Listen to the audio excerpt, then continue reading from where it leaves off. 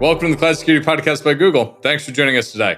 Your hosts here today are myself, Tim Peacock, a Group PM on Google SecOps, and of course, Anton Chuvakin, a reformed analyst and now senior staff in Google Cloud's Office of the CISO. You can find and subscribe to this podcast wherever you get your podcasts, as well as on our YouTube channel, youtube.com/@CloudSecPodcast. If you enjoy our content and want it delivered to you piping hot every Monday, please do hit that subscribe button. While you're at it, you can drop us a review on your podcasting app of choice.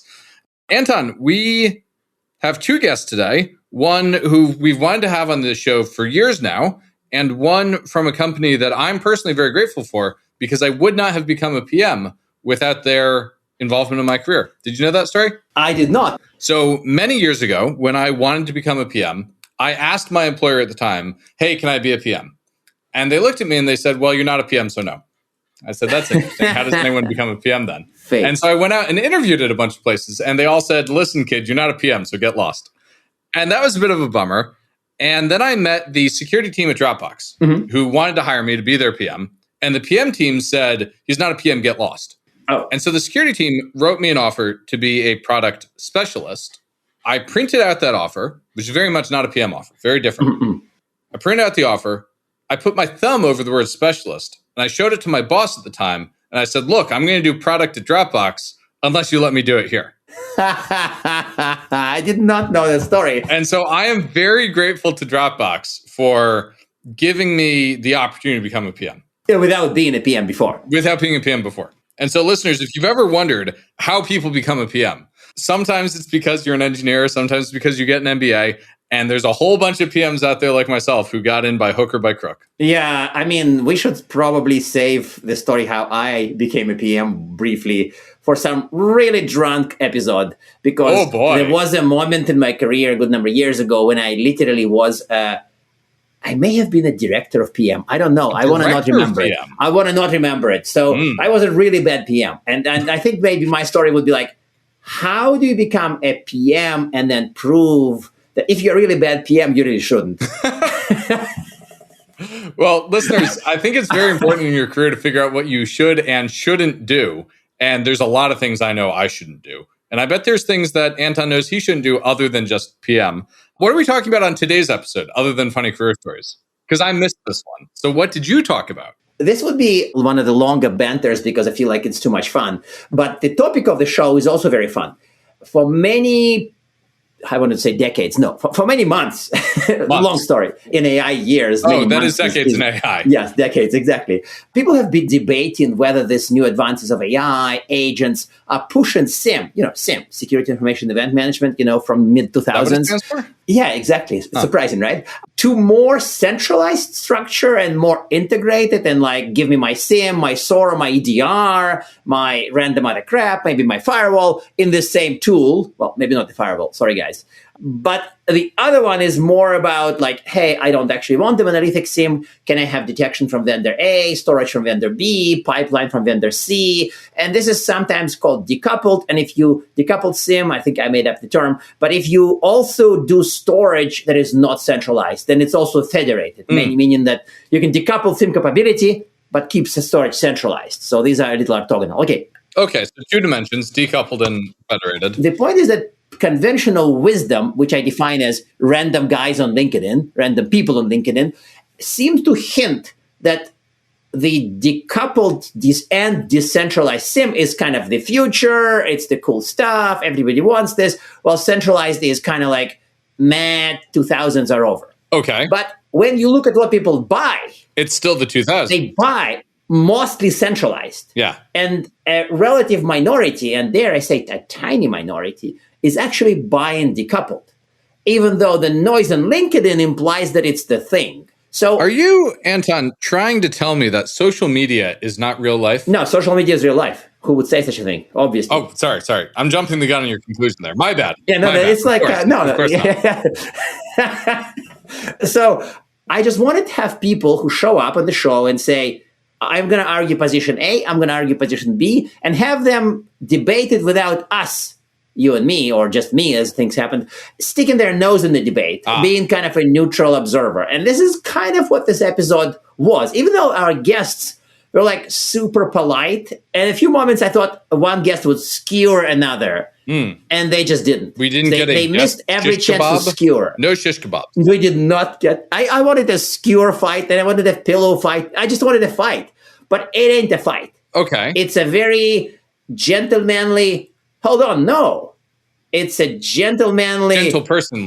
Gentle personally, because one of the guests is a lady, so it can't be a gentlemanly debate. Duh. It's a gentle person... What's the term? Gentle person-y? It's a gentle debate. Thank you, Tim. It's a gentle debate. Okay, very good. About the nature Listeners, I think Anton and I have rambled quite enough. And what I hear from him is that this actually turns out to be one of our longer episodes. So let us know in the comments or on Twitter or on LinkedIn whether you like the longer format, whether you like our longer banter, and whether you, missed waffles in the opener for this one. So without any further ado, let's turn things over to today's two guests. And today we have with us Alex Hurtado, Director of Detection Engineering at Scanner, and Christopher Witter, DNR Lead at Dropbox. Welcome to the show. Hi, thanks so much for having us. Yeah, thank you. So this episode is kind of special, and not only because Tim's not here, but because we've been kind of stuck in this debate, in this metaphysical debate about the future of SIEM or directions of SIEM. And by the way, if you don't like the term SIEM, think of it as a technology to support your detection and response efforts. That isn't about debating the acronym. So where I'm going with this is that in recent years, there are many people came up with technologies as well as positions that this centralized SIEM, one big platform, stores data in the cloud or on-prem, is no more, and we have to go with decentralized, federated, decoupled. There are many other terms that imply that it isn't just one product you buy from a vendor, you give them money, they give you storage, security detections, dashboards, everything else. And instead, you need to do something, other than that. On the other hand, success of certain large vendors that actually centralized SIEM, EDR, SOAR is kind of the vote, at least to me, for the opposite side, that actually centralized is winning. And however interesting things are, they're actually even more interesting. Because when people start using AI agents, they actually make the agentic argument to suit their original position. By the way, this is not Anton's going to talk forever podcast, but I want to make a point about agents and then I'll hand it off to you guys. The agent point is interesting because it's so surreal. People show up and say, Anton, obviously decentralized is winning because now I can just have an agent go and get the data wherever it is and everything's going to be fine. And then I say, okay, if the agent goes and the data is not there, what is it going to do? And of course, the answer is it's going to give you confident answer based on no data. It literally happened to somebody. So they then say, okay, so agents are actually a vote for centralized approach. Then a whole bunch of other people are upset. So we just want to have this debate here. And Alex would kind of play for the decoupled, decentralized side. And Witter would play for the centralized side. Fair? And I'll try to be neutral, even though I'm kind of a bastard. So I'm almost never neutral. And I'm going to try to annoy both sides equally now that Tim's not here. It's fair? Fair. Okay. So I'm ready. Alex. Yes. Why do you think that this whole decentralized decoupled SIEM is a good idea? Why is it not luck-based SIEM? I think we can probably level set and start maybe with the definition of what decentralized or decoupled, as you coined it several years back, really is. And to me, and also for some context, I've seen the SIEM in probably all the ways that it can be SIEMed as a verb. And there's many different ways to SIEM now. And this I have found to be a very super comforting way for many leaders that in particular are dealing with the two-headed SIEM monster, or they find themselves having to manage multiple SIEMs in their environment. So starting off the bat there, but back to the definition, a decoupled SIEM is a SIEM that separates essentially storage from detection and from even now collection. So all of those kind of three parts live across different layers, essentially. And it's kind of like you can pick your own, tool to handle each layer, whoever does it the best. Some call it best of breed per se. And instead, and it's very, very contrary to doing it all under one monolithic architecture where before the SIEM handled the pipeline, right? The log collection, the syslog forwarding, all of that. And it's also the same place where it's stored, and it's also the same place where analytics happens on top. So that is, in my definition, my words, what I like to call is that decoupled SIEM flavor. That sounds interesting, but also operationally at times sounds absolutely horrible. You have to pay 3 bills, right? 3 vendors even. So, Witter, do you have anything to add to this? You can support it, you can criticize it, you can redefine it if you feel like it. I mean, she's not wrong. Like, I like the best of breed approach, but also you got to realize that a lot of organizations, procurement is going to drive this. And the 3 vendor problem, one throat to choke or one belly button, if you will. I got to go to one person in one place. And it's that, that procurement that typically is going to get in the way. They're like, oh, well, we're going to get this really cheap. Yes. And so the one vendor that rules them all, it's like, oh, they will throw in pieces and make it a harder decision. For organizations, security is always cash strapped, not just headcount, but for tools and all that kind of stuff. So it makes it a lot easier to go like, hey, everything's in one place. We have one vendor contract, one MSA. We have one support contract. It's too easy for most organizations. Now, it'll vary based on size too, because, your small to medium market, when they first start needing this, and they probably already have Microsoft, they have E5 licenses, and it's going to easily, oh, well, we'll just throw in this. We'll bolt that on. The data's already there. Versus I need a parsing engine or something to parse it and send it into a data lake. You start to eliminate all those pieces and parts because it's just there, which for small organizations, already cash strapped, human strapped, it's an easy win, unfortunately. Not the best always, but it's easy to do. So let me ask you a strange question, and I'm going to just very temporarily argue for Alex's side. Okay. It is easier to buy. Everything you said makes sense. So, and the procurement and the corporate structure and one throat to choke, one face to scream at, all very logical. But if somebody shows up and says, you can do it in a piece-by-piece manner, which would be cheaper by a factor of, if they say 50, and that's a completely hypothetical number. Nobody would sell you a SIEM for 1/50th of the price of a SIEM for the same data. But then I'm sure you would overcome those problems, right? If somebody says, sure, there's complexity, sure, there's work involved, but it is 50 times cheaper. Would you change your mind? Would you go argue with procurement and do other things? Well, it never is. It's becoming... It never is. But I'm testing. If the decentralized is 50 times cheaper, but just as good, would Witter's hypothetical organization buy it?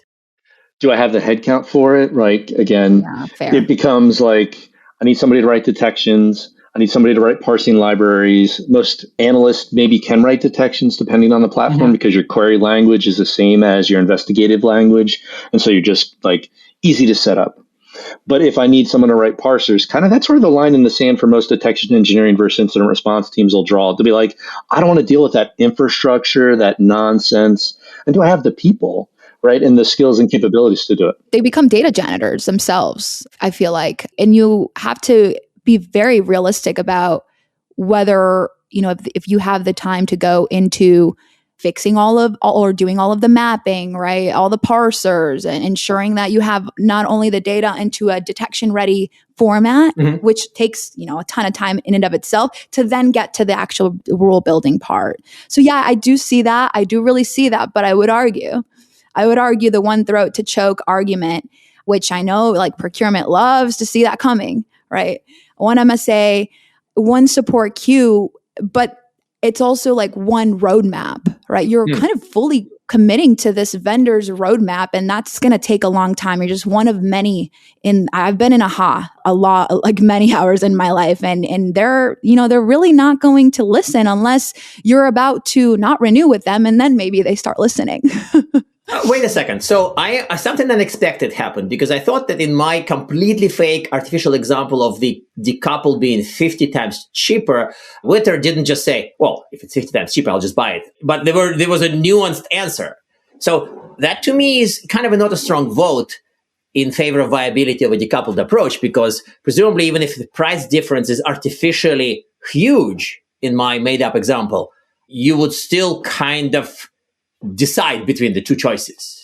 It is a huge price difference because it is becoming almost unrealistic to centralize all of the data into one place and still support the visibility that your organization is generating data every year.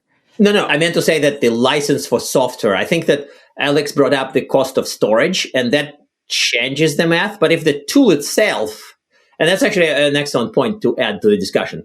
If the tool license itself, like you're buying 3 pieces from 3 vendors and together they cost much less, what would it take you to overcome the resistance of, no, I want one vendor, one tool?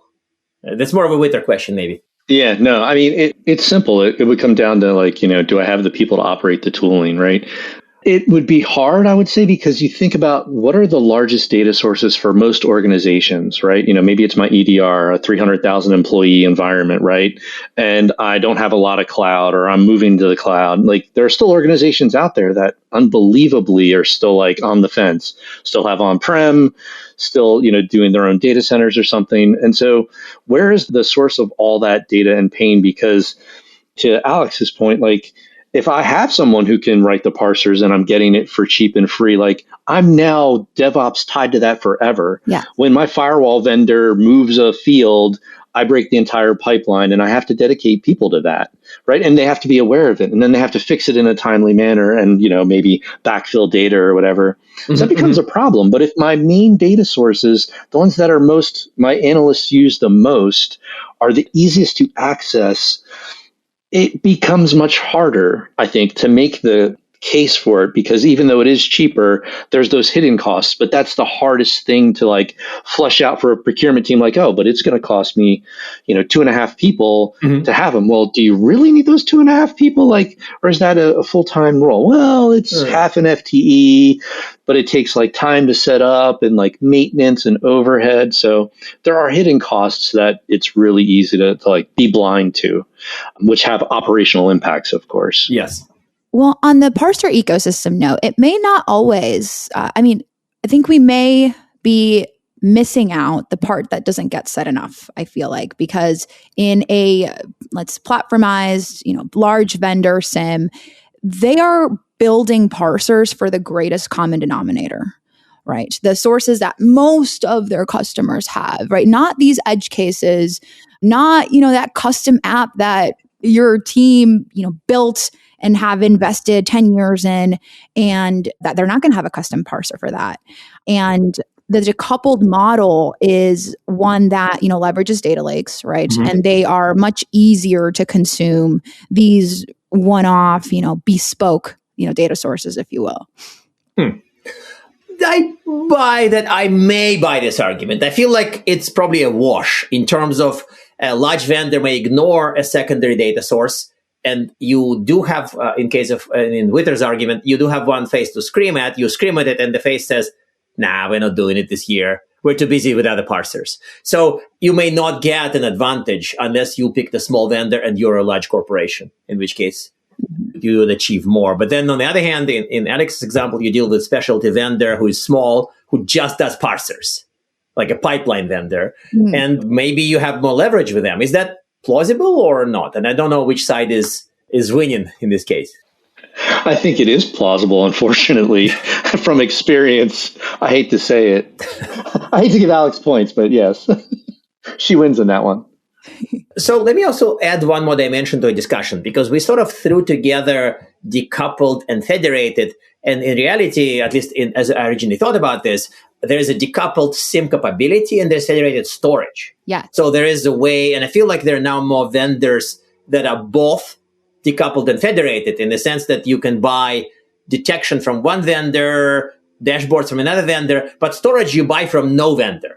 You rely on your own S3 buckets, your own storage at SaaS vendor included storage, or something else like. Or like a Databricks. Or Databricks here, and then some stuff is already a Snowflake. We have a license, so it's kind of free in that sense. Yeah. So the idea of a federated was to decrease the cost of storage. Otherwise, you are paying for storage. And when I hear this argument from, intelligent, well-intentioned people like, well, you, Alex, I shudder a little bit. And the reason I shudder is that if my auditor shows up and says, give me 12 months plus 1 day of data that you're storing for PCI DSS, I can't tell them like it's over here and some data is over there and some of it is a Snowflake and some of it I think was in an S3 bucket, but I'm not sure if it's still there. Like, that's what makes me kind of nervous in this. Is that fair? Maybe Witter first and then Alex. I mean, having it all in one place, everybody's got hot, cold, warm tiers. So I can archive my data and have it off in another place to rehydrate or access at a later date. I mean, that's not usually a problem.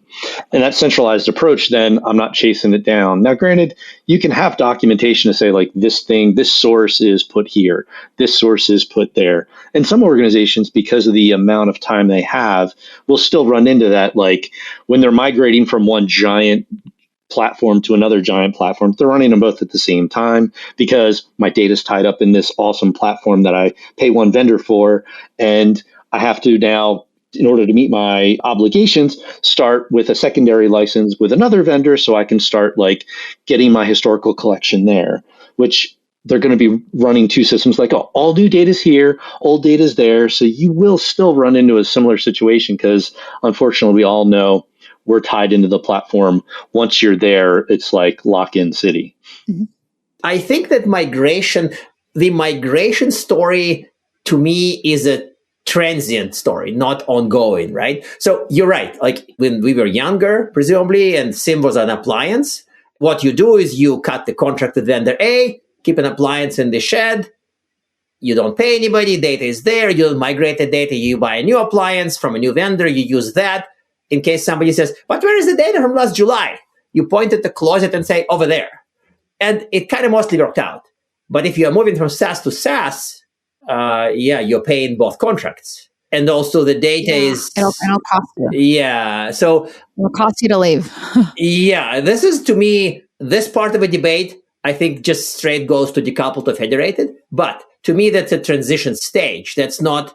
There are no operational advantages. It's advantages during migration, correct? Yeah, I like to call that like renting a brain. So with the advantage of the decoupled model, you're invested in your data strategy that stays put, and then you could just bring, bring your own analytics engine on top, or scheduler or orchestrator or what have you. And you can do that ideally with your EDR as well. In the case if, your EDR vendor also wants your SIEM business, like you can't really check out of there. You're kind of locked in that case. But I even think it's still more of a case for, you were mentioning the shuttering of when audits come around and when compliance comes around, is the data going to be there in the decoupled model? In the case of a data lake, that's usually the case. You're not really looking for information in your SIEM, right? It's likely going to be in your S3. And they're very prepared for that since they've been having to do it since they became a public company. So I haven't found that to be a problem in my experience. Okay. What about the detection speed? I think like in our prep notes, we kind of mentioned that possibly the detection speed argument should go to the centralized model, because if I have the data, being close to data is better. Data is structured in a way that supports the detections. Witter, can you make can you make a case? Whether it's strong, we'll know in a moment. Absolutely. For centralized in this case. Witter actually is going to win this argument. I'm just going to prove it. Okay, fine. It's an easy one. It's like, it's like you go to an all-you-can-eat buffet and all the food's already there versus like, oh, well, I want burgers. And Gene over here, or Alex, is like, oh, I like Chinese, and we're all going out together. Alex is going to go get Chinese. I'm going to go get burgers. We're going to sit down in the park and have our dinner. All you can eat buffet, it's already all there. So it's a lot easier to pick and choose your events, do your correlations. Again, going back to the centralized use case of if you're using one vendor, like we'll use Microsoft as the like simplest example and the behemoth in the space. Oh, I have them for identity. Events are already there. They're already parsed. Oh, I have Microsoft Defender EDR. Oh, the events are already there. Oh, I have Office 365. Oh, the events are already there. If you think about investigations in most organizations from the corporate perspective, man, your investigations are done. Your detections are easy. It's all plain and simple. Then you don't have to worry about the cloud side of the house to do detections on things, which, I mean, you're probably going to be in Azure, and then it's going to be just like that much simpler. It's all like right at your fingertips. So that's a tough one to like argue against, unfortunately. But I think if I were Alex, I'm going to channel my inner Alex. I would argue on just price performance argument. I would just make a price performance argument. I would say that, yes, this approach is better. But imagine that if you're paying $1 million to have it as good as you have, how much less would it be to use a decentralized approach, things may not be as good, but the bill would be dramatically less. Would you accept that? And I tried that in real life. And some people said, actually, no, we won't accept that because the quality of data we have is kind of what we need.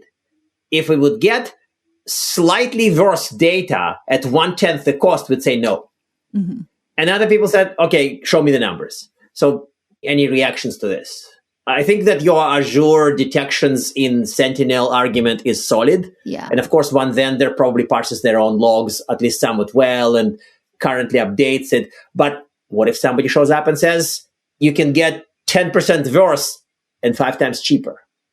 I think what's not always brought up here either is the results of these detections. So yeah, you have them all in there. You have all your alerts, but are they good?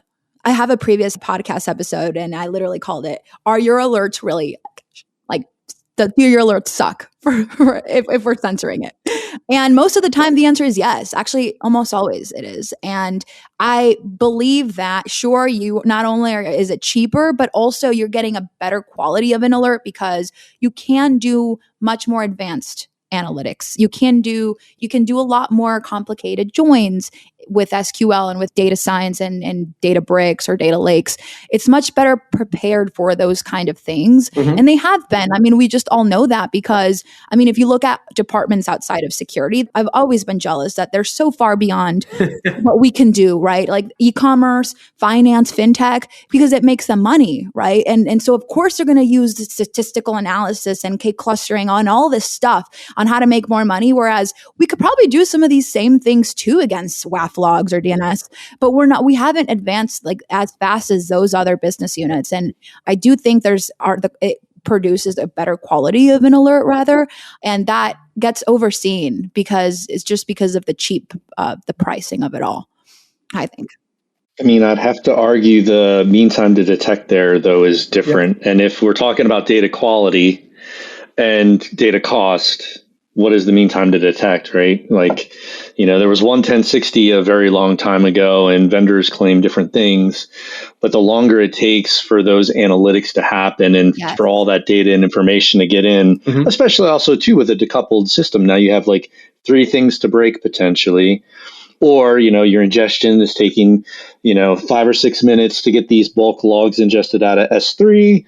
Now I'm like loading them into my detection engine or I'm running my scheduled SQL queries against them because I can't do real time because I'm not as cool as the centralized model.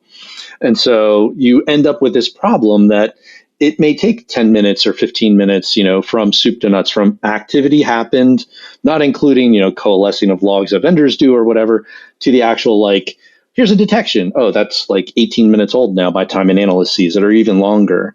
Or if you're running on scheduled queries, then you run into there is a trade-off that we can't just say money is the root of all evil here, and that's the thing that's most important, unfortunately. While procurement would like us to believe it, and we are a cost center, so of course we're not making money, so they want to keep it spend as little as possible. Another thing I would argue in your favor, Witter, is the detection distance too. Wait, detection distance? In what sense? Yeah. So you brought this up in our show notes, and it's like the number of hops, right, that your data has to make before a detection fires, right? Mm-hmm. Clearly, that's a lot more of that happens, more hops that has to happen in a decoupled model, right? You have to pick it up from your pipeline player, then you have to put it into it has to land in an S3 even, and then maybe Snowflake can pick it up from there. That's already 3 hops right there. Yeah. And then by the time a rule gets run, against the disk. So there is also that part of it again. But then the offset is that going to get you a better alert that's worth looking at? Probably yes. I think this side is very clearly in favor of a centralized, but there's something else came up in this discussion that I want to pick on. I think the topic of real time or near real time. And this to me is an interesting question because ultimately when the SIEM was a big database on premise, a lot of obsession was about real time. Can you do it in a second? Are the events delayed? And a lot of this was kind of sacrificed a little bit when SIEM became SaaS. So real time started to be understood as maybe seconds, maybe minutes, I don't know.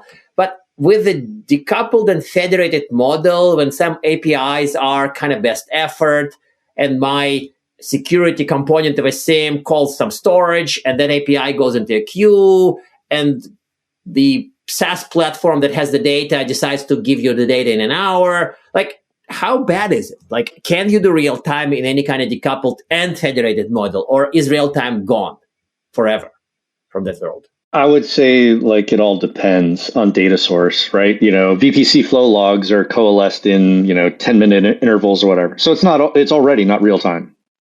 So, but if I can ingest it quickly into if it was Azure, and to my defense, if, it's 10 minutes till it's coalesced and it gets dumped and then I ingest it immediately, that's 12 minutes or something like that. And now I write a detection. It's still not real time, but it happened in 2 minutes time. Like, I got the data immediately and I did the thing. The only time you're going to get anything near real time is if, one, you're streaming on ingest and you have a streaming detections platform where data's coming in. I immediately compare it against, different libraries and information and kind of like do some analysis there and write some initial detections. But also at the same time, to our defense for scheduled queries and kind of that data lake model, being able to look back over, if you think of adversary activity, well, I want to find like these 3 things that happened in a 10-minute window. Mm-hmm. Like, that's important. That's not real time, but that's a solid detection. Yes. That I wouldn't want in real time. Like, don't give me 3 individual alerts because they're meaningless, but together those 3 are like very, very important. And you think of like, recon activity under something. You're like, oh, well, these beaconing. Yeah. But if the third one comes tomorrow morning, that's a failure. If the third of the 3 comes tomorrow morning with the correct timestamp, to me, that's a failure. I can't really chalk it as a success because... Oh, absolutely. I agree with the real time, like the sub-second real time is probably largely gone, but that type of like human scale real time depends on the data sources is a good answer, but practically, can you deliver detection value if you want to try to act in minutes? All this recent talk about vulnerability apocalypse implies that maybe you have to respond very quickly. If you have agents, they can also, in theory, respond on the minute time frame. But if the logs show up tomorrow, your 1-minute response has failed. So, Alex, do you have anything that makes the decoupled and federated SIEM deliver in this case? Well, let's not forget about some of the limitations of when detection happens at the time of ingest. Oftentimes, it's not that many. I mean, Splunk has a 200 query concurrent limit on how much you can, keep doing and keep staggering on a concurrent basis. And you have to look at, and of course, that's the detection engineer's job to see how you should be staggering, your searches or orchestrating the scheduling of it all. But the limits really get you, especially for an organization like the size of Dropbox. Like, I'm sure you have thousands of detections that are super, super priority. Are you reaching your limit, your max limit of real-time detection? And that's something that, you kind of have to stagger and prioritize. But in the case of like thousands of detections running at the same time, that's going to be at the enterprise level. But maybe for a smaller organization, it might be okay. You might be okay under that 200 limit, I think it's going to depend too what your vendor's providing too sometimes, right? Like, EDR, if I'm only worrying about what the EDR vendor provides, then, there's a lot less detections I'm going to write. I'm only ingesting the alerts. I can act faster because they hopefully find it immediately, right? It's not retroactive. There may be some that are retroactive, but that's going to be a problem. And you will hit limits depending on size. And it goes to your earlier comment about quality of alerts. Like, if there's thousands, are they really working? Are you able to validate that they're good? If it never fires, does that mean we just... people with thousands of rules make me nervous. Do we just not see that thing? Like, and some of the like larger platforms actually have caps, which I have run into before at other places, where like during the pandemic, when you couldn't get hardware, it was a SaaS platform. And they're like, hey, actually, you're capped right here, right now, because we can't get enough hardware to continue to scale our cloud operations. And if you think about that, that's just crazy. But also, it wasn't a pay per drink platform. So like, the Sentinel, an alert fires, that's 0.001 cents every time it fires. Like, your warehouse costs are sunk. I buy a warehouse, I use it, I run my alerts or detections and my data lake against it. That's like one operation. And so I don't have to worry so much as long as I keep it like utilized and it doesn't get overutilized.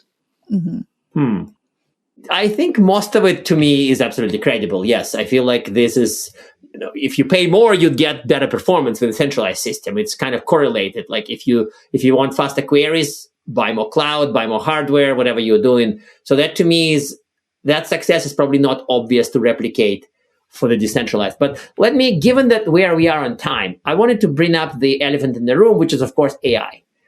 Does either of you have an opinion whether the current use of AI in detection and response, security operations, SOCs favors the centralized or decentralized? And this is like an important question, so I should probably do a drum roll.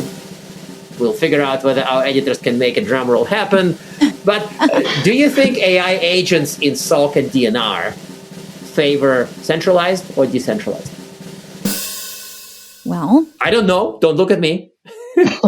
I would still argue they favor decentralized because the storage layer is abstracted, right? And oftentimes versus the monolithic approach, the storage layer behind your SIEM is not often reachable by anything else.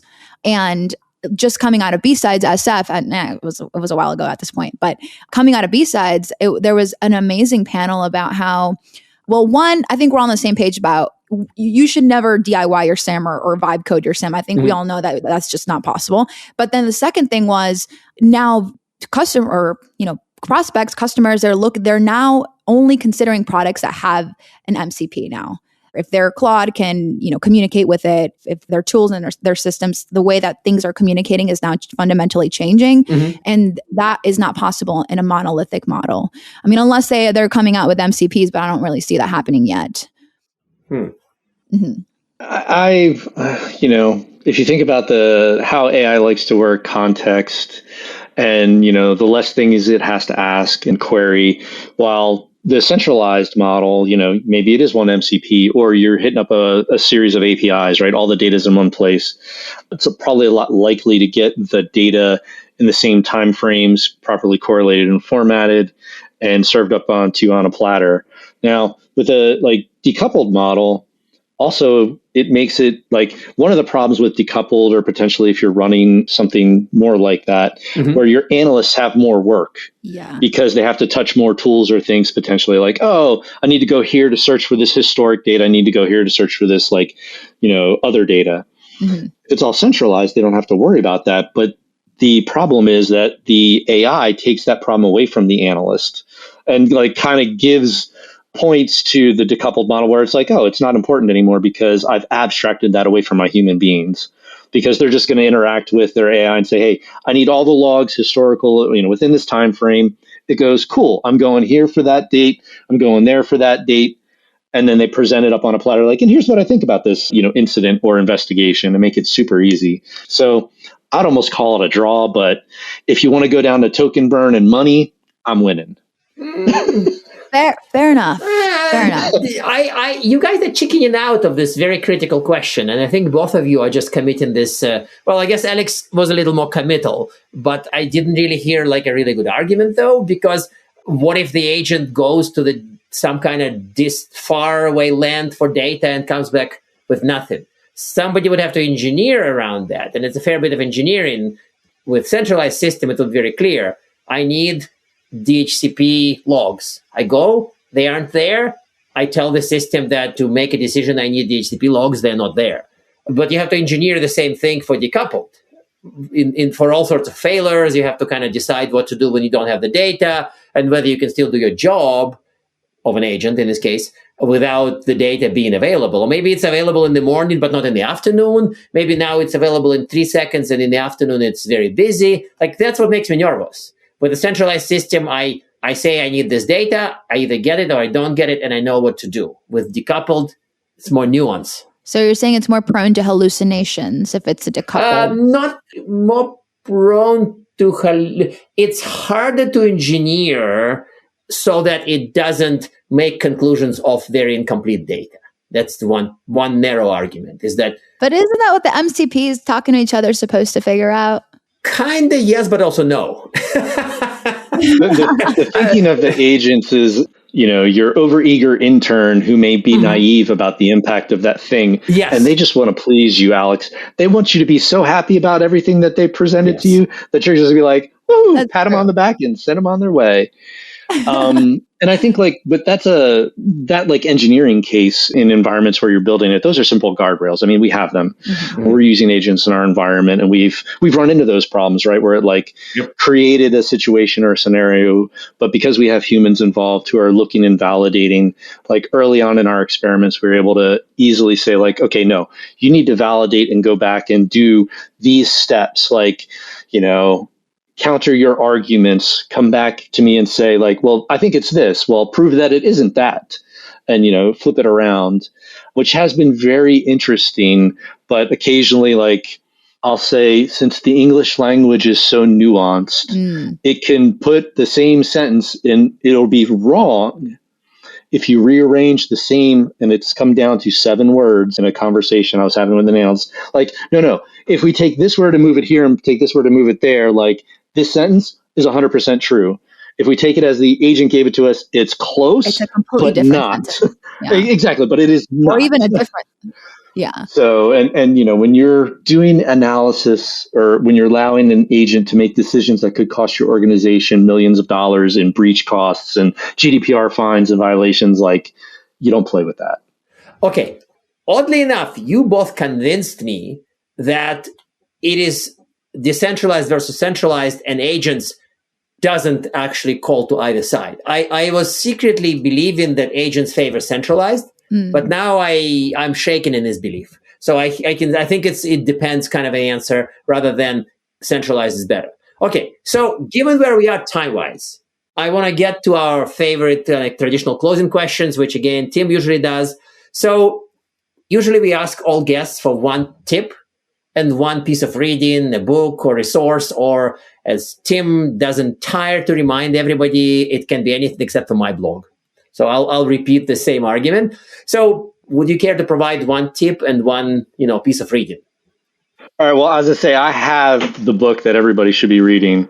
If you're into threat hunting and Mac, you can't go wrong. It is it's sitting here. I bought, everyone on my team got a copy. We're going to go through it one by one, chapter by chapter, and kind of learn, because there is no resource like it out there. So Threat Hunting, macOS by Jaron Bradley is awesome. Funny enough, I didn't even know it just literally sits on my desk as a reference. One tip would be, if you are exploring using AI, to our point, evaluations are not a joke. Science is important. Changing one word in a prompt can impact the outcomes substantially.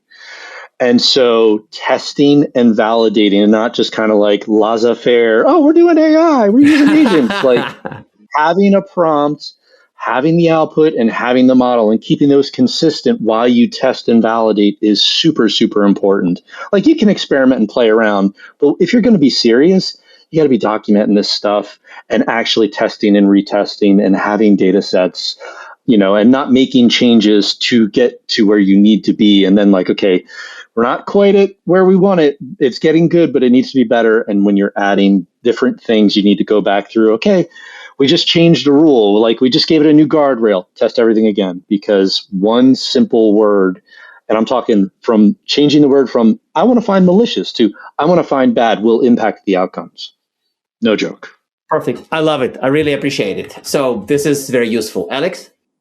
On the macOS front, really would love to spotlight a content creator, another one that is writing a lot of research in this space too, especially on the detection engineering front, is Olivia Gallucci's work. I've seen her speak at Unprompted. She's awesome. Yeah, she is. But then the more of a tactical resource as well that I have up every day and I'm using as I'm building out the detection engineering library at Scanner, is the work from Andrew Van Vliet, library.tired/labs. It's a fantastic technique research report library. And it goes beyond, your atomic, point detections. This is full, deep, you can't find any CTI, content on there. Because a lot of the times, these CTI blogs out there are really just trying to sell you, their product, and just really filtering through that is really tough these days. It's almost do I even want to use my tokens for it? So I find this work by Andrew Van Vliet, and it's entirely because of him. And I know how he works, and he does fantastic work in research and building very thorough and resilient detections. So I'll drop that for you guys in the show notes. Perfect. Awesome. Yeah. That was really fun. I kind of wanted maybe a little more pillow fight energy, but that actually worked out really well. So thank you for your nuanced takes, and we're going to have Tim listen to it, and he decided who won. You wanted a pillow. Well, yeah, I mean, you guys do argue a lot on this podcast. We do occasionally. But Witter, he seems like, are you a girl dad, Witter? Because it seems like you're a girl dad. No, because you're just so kind. and I'll be honest, I could have argued either side. And so like it is to each their own, and everybody is different. Every environment's different, and it'll make sense for different people. Yeah. Unfortunately, that's just the way it is. Perfect. I did want to argue that this take that I saw recently that I haven't yet to talk about anywhere. And I don't know if you saw it, Anton. Some person, I won't say the name, but they said that detection engineering shouldn't even exist. And it only does because SIEM has failed us. Do you remember this by any chance? I have not seen it, no. But at the risk of extending the podcast beyond the 45 minutes, which we swore to never do, I feel like I've seen, if the take is the same, that I've met people who say, I don't want to engineer detections. I just want to consume them. You're the vendor. Here's money. Give me detections. I see. That take I've seen. And in a sense, at smaller companies, it's probably correct. Like, they're not going to engineer detections. They don't want to engineer anything. They don't have engineers. They have people, They have a little bit of money, and they're willing to find somebody who would take their money so that the threats would get detected. That's how we have EDR, and that's how we have a lot of other tech. But to me, that's not a detection engineering failure or SIEM failure. It's just that, to me, there is a category in the market where the detection engineering is not for them. They don't want to engineer. They don't have engineers. Yeah. Well, they're still doing themselves a disservice, not building custom detections. And I'm so sad that Tim isn't here, because I believe the analogy that was used, and he's like the king, Tom Brady of analogies, was that nobody buys a car expecting it to crash and like expecting you to do all of this work that you have on your car. Otherwise, you're going to crash. In the same way, nobody should be expected to build and really fine tune and customize their car. Otherwise, it's your fault. Separate debate. I'm just going to abuse the host privilege and say, stop. This is really fun. We got to discuss it at some point later. No, we got to discuss it some other time. Thank you for being on the show. Tim would tear me apart for 47 minutes of recording without him. So, again, thanks for both of you. This is really fun. And I think the energy kind of went to lively, friendly energy, not the debate energy. So thanks a lot. Thank you. Thanks a lot. And now we are at time. Thank you very much for listening, and of course, for subscribing. Please subscribe so you can get new episodes piping hot. And if you love our content, please drop us a review on your platform of choice. You can find this podcast on YouTube, Apple Podcasts, Spotify, or wherever you get your podcasts. Also, you can find us on our website, cloud.withgoogle.com/cloudsecurity/podcasts. You can argue with us on the Google Cloud Security Community site, googlecloudcommunity.com. You can follow us on x.com/cloudsecpodcast, tweet at us, email us, argue with us, and if we like or hate what we hear, we can invite you to the next episode. See you on the next episode of the Cloud Security Podcast by Google.